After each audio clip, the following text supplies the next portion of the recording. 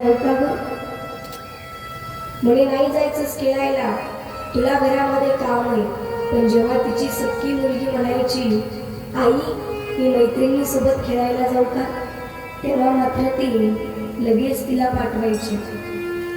जेव्हा आई जाते ना घड्या आयुष्यामधून, तेव्हा आईची किंमत कळते. मी रोज सांगते तुम्हाला, प्रत्येकाने आपली आई डोळ्यासमोर आणा.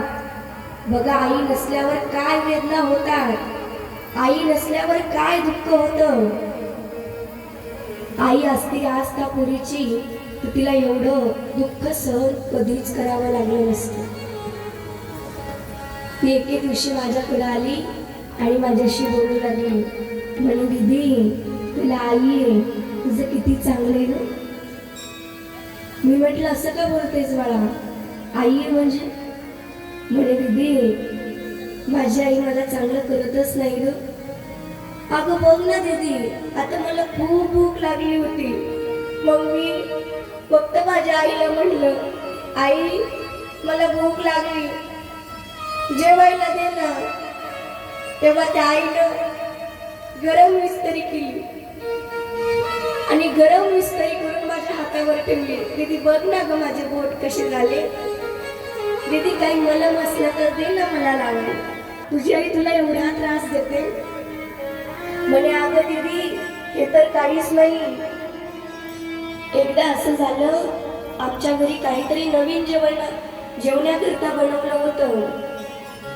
मग मी आईच्या जवळ गेले आणि आईच्या जवळ जाऊन आईला म्हटलं, आई मला दे ना ग जेवायला, दीदी जेवते. तेवढ्यामध्ये आईनं मला गालामध्ये चापट मारली आणि सांगितलं, जा तेवढे भांडे पडले ते भांडे घासून घे आणि मग जेवायला ये. ताई बघ ना ग, तू किती नशीबवान आहेस, जे तुझ्याकडं तुझी सख्खी आई आहे. ए ताई मला त्या देवाचा नंबर दे ना ग, मला त्या देवाजवळ जायचं. मी म्हटलं, का बाळा. तर म्हणा, माझे पप्पा म्हणायचे की बाळा तुझी आई ही देवाजवळ गेली, मग ताई तू जर देवाचा नंबर दिलास तर कदाचित मी माझ्या आईजवळ जाऊ शकेल ना ग. मी म्हटलं, बाळा रडू नको, असं काही नसतं. तसंच त्या ध्रुवाची अवस्था होती.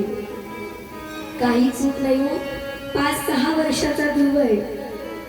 त्या 5-6 वर्षाच्या ध्रुवाला सुरुचीनं ओढलंय, गालात चापट टाकली आणि सांगितलं, जर तुला वडिलांचं प्रेम हवं असेल तर सुरू तिच्या पोटी नाही तर सुरुचीच्या पोटी जन्म घ्यावा लागेल. ध्रुव बाळ खूप रडतोय. दासी सुनीती जवळ आली आणि सुनीती मातेला बोलू लागली. म्हणे, सुनीती माता ऐका ना, ध्रुव बाळ मांडीवरती बसला. अहो बाळ ध्रुवाची काही चूक नव्हती. रुचीनं ओढलं, गालात चापट टाकली आणि सांगितलं, सुनीतीच्या पोटी नाही तर सुरुचीच्या पोटी जन्म घ्यावा लागेल, जर वडिलांचं प्रेम हवं असेल तर.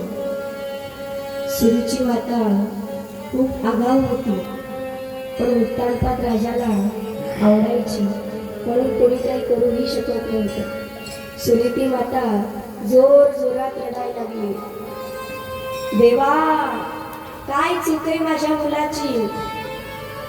देवा फक्त 5-6 वर्षाचं ते माझं मूल आहे आणि देवा त्या 5-6 वर्षाच्या मुलाला एवढं दुःख का रे.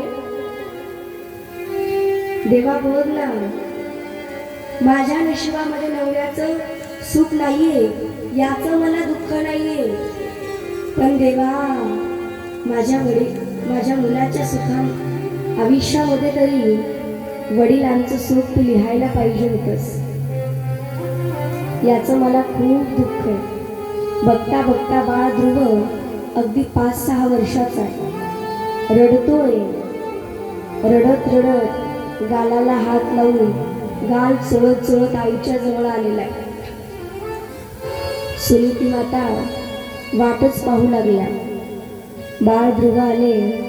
आई म्हणून किंकाळले, आईला येऊन बिलगले, आईशी म्हणू लागले, आई बघ ना ग, मी गेलो आणि त्या सुरुची मातेनं मला चापट मारली ग.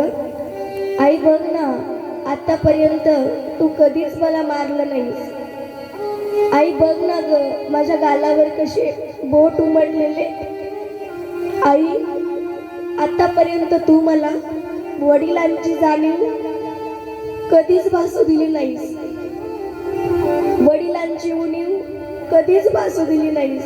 पण आई आज त्या सुरुची आईनं मला माझे वडील आठवून दिले ग. आई सांग ना ग, देव कुठं असतो? मी देवाजवळ जाईल आणि आपल्या नशिबामध्ये वडिलांचं सुख लिहून आणेल. नवऱ्याचं आणि माझ्या नशिबामध्ये वडिलांचं सुख. हे आई बघ ना, माझ्या गालावरती वड. हे आई काहीतरी कर ना, बघ ना आई, मला तर सुरुची मातेने मारलेले ग. म्हणून जोर जोरात बाळ ध्रुव रडतोय, सुनीती माता रडताय. सुनीती मातेने सांगितलं, बाळा रडू नको, रडून काहीही होत नाही. ध्रुव ऐकायला तयार नाही. आई सांग देव कुठं असतो, आई सांग देव कुठं. सुनीती मातेच्या मुखातून सहज शब्द बाहेर पडला, बाळा देव हा जंगलामध्ये असतो. बाळ ध्रुवाने कुठलाही विचार न करता डायरेक्टली जंगलामध्ये आला. जंगलामध्ये आल्यावर नारदजी त्या ठिकाणी भेटले. कारण जर देवाला प्राप्त करायचं असेल तर संत अगोदर पाहतात, खरोखरच हा भक्त देवाला प्राप्त करू शकतो का, खरोखर याच्या अंतःकरणामध्ये देवाविषयी भाव आहे का. नारदजी म्हटले, अरे बाळा कुठं निघालास? म्हणे, नारदजी मी जंगलामध्ये जाण्याकरता निघालो. नारदजी बोलायला लागले, म्हणे बाळा जंगलामध्ये तर वाघ सिंह असतात, तुला खाऊन टाकतील रे. म्हणे, अहो नारदजी मला कसं खाणार? नाही खाणार ते मला, कारण मी देवाच्या भेटी करता चाललोय. नारदजी म्हटले, नाही खरंच असतात वाघ सिंह, बघ बरका बाळा, सांभाळून जा. अहो नारदजी वाघ असू द्या नाहीतर सिंह असू द्या, वाघ असो किंवा वाघाचा बाप असो, त्याच्याशी मला काही घेणं देणं नाही. मी जाणार, देवाची भेट घेणार आणि माझ्या नशिबामध्ये वडिलांचं सुख हे लिहूनच जाणार. एकच इच्छा बाळ ध्रुवाच्या अंतःकरणामध्ये. नारदजीने सांगितलं, बाळा तू जातोय पण ऐक ना, कोणीही येईल तुझी तपश्चर्या भंग करण्याचा प्रयत्न करेल. कोणीही येईल आणि म्हणाल मी देव आहे, माझ्या पाया पड, मी सुख लिहिलंय, म्हणून तुला तपश्चर्येमधून बाजूला करतील, भंग करतील, तुला देवाजवळ जाऊ देणार नाही. म्हणून आई देव कसा असेल? सुंदर असा तो परमात्मा असेल, सावळा असेल, त्याचं स्वरूप एवढं सुंदर असेल की बस एकदा पाहिलंच ना तर पाहतच राहशील, एवढं गोड असणार. राजस सुकुमार मदनाचा पुतळा, राजस